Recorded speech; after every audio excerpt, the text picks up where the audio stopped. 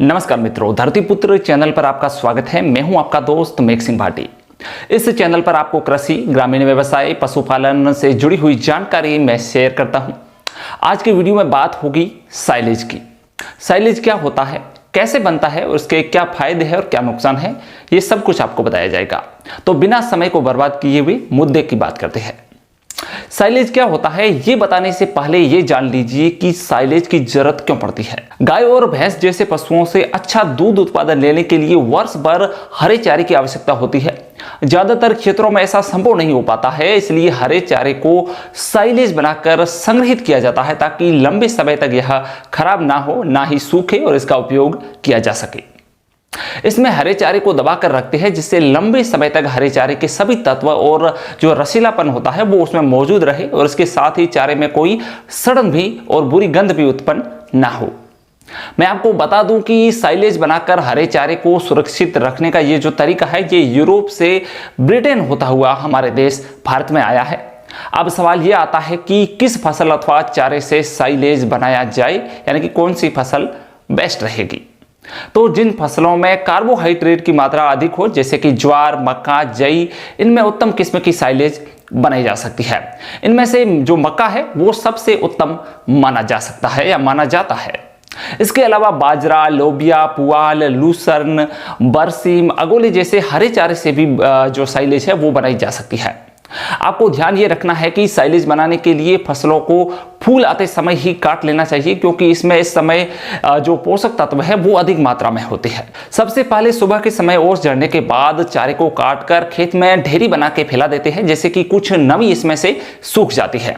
अब दोपहर के बाद इस चारे के बंडल को बांधकर ढेरियां बनाई जाती है।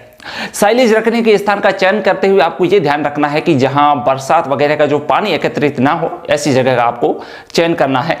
और साइलेज जहां रखा जाता है उसे साइलो कहते हैं उस जगह को। अब आप चाहे तो साइलो बुर्ज बना सकते हैं, यानी जमीन के ऊपर ईंट और सीमेंट का यूज करके दीवारें खड़ी करके कमरे की तरह बना सकते हैं और ऊपर छप्पर भी डाला जा सकता है। इसमें ध्यान रखने योग्य बात यह है कि साइलेज रखने के बाद इसके अंदर जो हवा है उसका आदान प्रदान नहीं होना चाहिए। अगर आपका बजट कम है तो आप साइलो खाई विधि अपना सकते हैं। इसमें साइलेज रखने के स्थान पर आपको गड्ढा खोदना है जो कि 8 फुट से ज्यादा गहरा नहीं होना चाहिए। गड्ढा जो है वो चारे की मात्रा के अनुसार बड़ा बनाया जा सकता है, लेकिन गहराई इतनी ही रखें।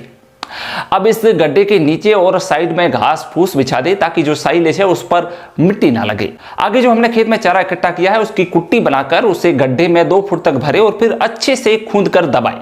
कुल मिलाकर चारे के बीच में हवा नहीं रहनी चाहिए। ऐसे ही परत दर परत जमाते जाना है और खूंदते जाना है, बिल्कुल एकदम जमाना है।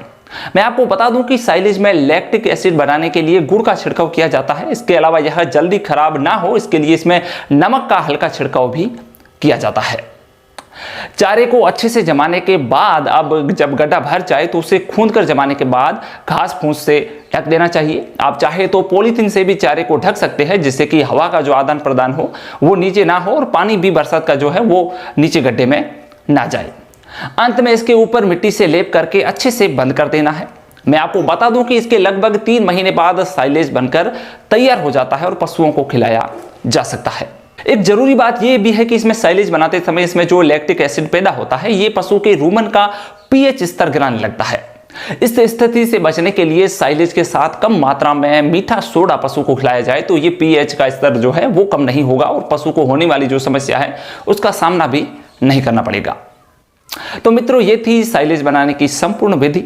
अब इस वीडियो को मैं यहीं पर विराम दूंगा और आपसे मिलूंगा हमारे अगले वीडियो में।